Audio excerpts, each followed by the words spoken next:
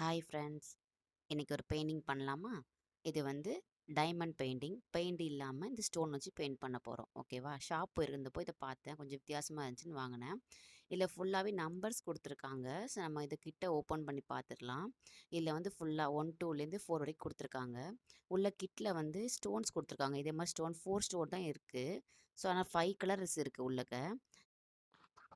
இப்போ அந்த ஸ்டிக்கரை பீல் பண்ணி எடுத்ததுக்கப்புறமா அதில் வந்து க்ளூ மாதிரி இருக்குது. ஸோ நம்ம அந்த ஸ்டோனை யூஸ் பண்ணி ஃபுல்லாக ஒட்ட போகிறோம். கிட்டத்தட்ட இதை நான் பண்ணி முடிக்கும்போது 3 மணி நேரம் ஆயிடுச்சு ஃப்ரெண்ட்ஸ்.